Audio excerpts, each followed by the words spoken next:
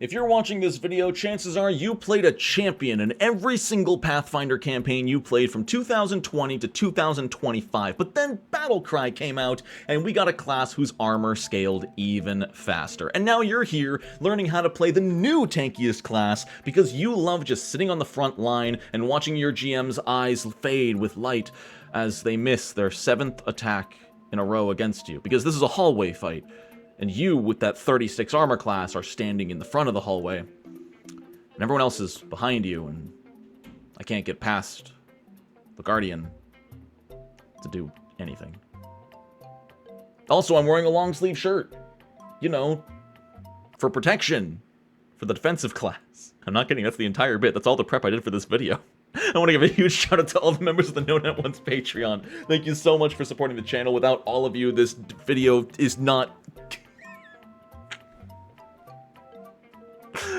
There's a link in the description if you want to pledge $1, $5, $10, or $20 a month. I'll do the exact same thing and just support me a little bit more. Thank you so much. Let's get on with the video. I'm starting you off with a tip that if you already watched my how to play the champion guide is very familiar. In fact, if you've been watching my content regularly for the last 5 years, you know this is a tip I give everybody, but for the Guardian, it's still just as important that it bears repeating. Your armor class may be the highest in the game, but you will take damage. In fact, most enemies will probably still hit you on like a 13 or a 14 on the die. This doesn't mean the class sucks or that you built it wrong. This is by design, because Guardians, and by extension anybody else who's going with a very high armor class build, are not designed to avoid hits altogether. They're designed to avoid getting critically hit, and by extension of that, because I don't usually mention this, you are far less likely to be hit more than once on the same turn. If a creature only hits you on a 13 with their full attack bonus,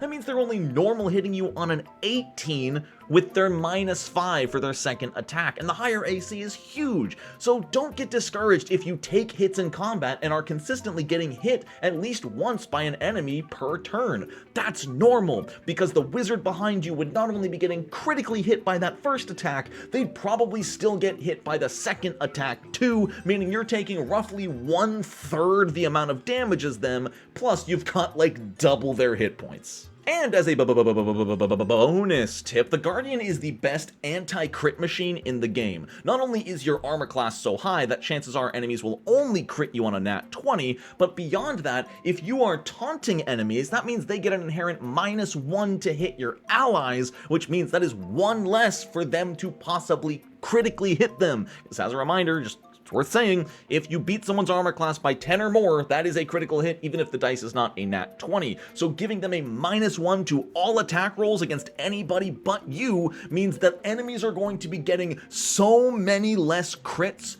overall, period. Your GM just gets to have less fun. Tip number 2, even though the Guardian is named, you know, Guardian, and is primarily a defensive class, you are still a full martial character. It might be easy to assume that you will deal less damage than other classes, but no. In fact, the Guardian's weapon proficiency scales just as fast as the Swashbuckler, Ranger, and Barbarian. Levels, I believe, 5 and 13, you get Expert and Master proficiency, meaning you are just as good with a weapon as they are. In fact, the Guardian has a decent assortment of feats you can take to assist in dealing even more damage. Something like Shield Warfare allows you to deal pretty decent damage. I think some shields can become a D8 weapon for you. They've even got their own version of a reactive strike with Not So Fast. Just be a little bit careful with options like that one, because you are already saving your reaction to intercept for an ally. If you spend it on Not So Fast too early, you might not be able to protect somebody from damage. So careful taking options that give you reactions, because juggling multiple reactions with only 1 per round is difficult. Yeah, at least until you get the class feature that lets you get multiple reactions per round. Then you're an unfair character. Hark! Do you hear that sound effect? Why, that means it's time for a tip that's not actually a tip, but it's literally just part of the class, but it's a nice reminder, especially for new players learning the class for the first time, so I want to tell them as a tip anyway. I think this reminder is worthy of being a tip because it's only mentioned once on the entire Guardian class page, so if you overlook this one paragraph, you're going to be missing a huge benefit, and that's the Guardian's built-in level 1 damage reduction. The Guardian's Armor class feature just gives you damage reduction equal to half your level to all physical damage as long as you're wearing medium or heavy armor, and you're a Guardian. There's no reason you're not wearing that armor. So be sure to make a note somewhere on your character sheet that you just resist physical damage equal to that amount, because I guarantee there are Guardian players out there right now that are so focused on pumping their armor class and using their interception and their taunt that they forget this automatic damage reduction even exists. Let me paint you a picture for just how impactful this can be. Right at level 1, all physical damage you take is reduced by 2, meaning if you take 3 sources of damage in one fight, you have just ignored 6 damage for your entire party collectively. Because remember, you still reduce this damage if you intercept and take damage for an ally. 6 damage at level 1 is basically an entire attack from an average enemy, meaning just by existing as the Guardian using your passive Guardian's armor, you negated an entire attack's worth of damage during that encounter. And that's only if you take 3 hits the entire fight. This only gets better the more hits you take, leading to even more damage reduced, meaning your party just has even more hit points to go around. Here's an interesting tip number 4. If somebody is going to go unconscious, it should be the Guardian. Allow me to elaborate. The Guardian is one of the most survivable characters, and I'm not talking about their hit points or their armor class. No, I'm talking about their class features they get just from leveling up and existing as a Guardian. All Guardians right at level 3 get the Die Hard feat for free, meaning they die at dying 5 instead of dying 4 like everybody else. But it's even more than that, because that same class feature at level 3 also says the first time each day that a Guardian would go to dying 3 or more, they stay at dying 2. So if you were dropped to dying 2 and then fail your first death save, cool, you're just staying at dying 2. But let me paint you an even better picture. You have somehow gotten to wounded 2 without even reaching dying 3. You went down to dying 1, brought back up to wounded 1. Maybe you're an orc, so you were gonna go down again, but you orc ferocity to stay at 1 hit point, and now you're wounded 2. You go down to a critical strike, meaning you drop to dying 4. No, you don't, because you're tough to kill. You're only dying 2.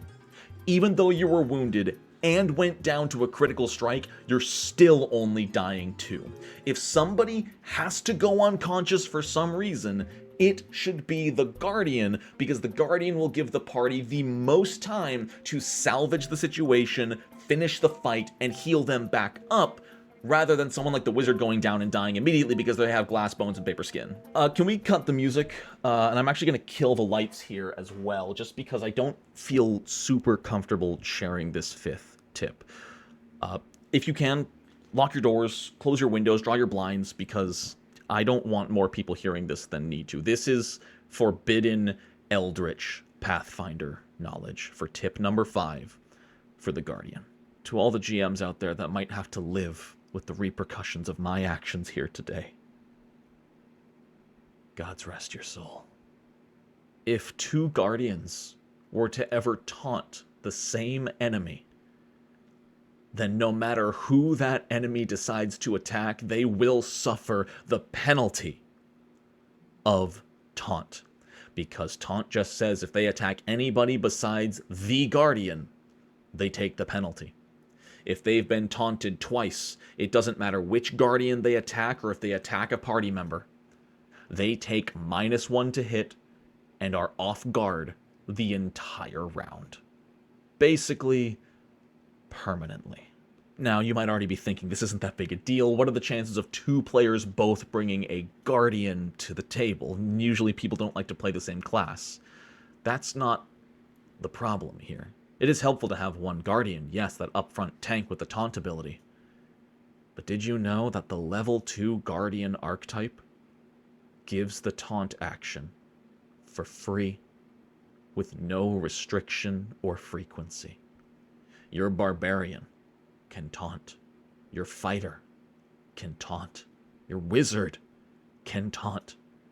And if 2 characters have ever taunted the boss, That boss just gets a permanent -1 to attack rolls and is permanently off guard for the entire encounter, just from each of those characters spending 1 action per turn. It's disgusting. It's revolting. And if you use it at your table, there's a special place in the boneyard for people like you. And on top of that, if both Guardians or someone with the Guardian archetype happen to take the Bodyguard feat and choose each other as their charges, then if either character is ever attacked, the boss receives a -2 to hit. Have mercy on my soul for the sins I have committed today, for the permanent penalties I have applied to bosses across Galarian.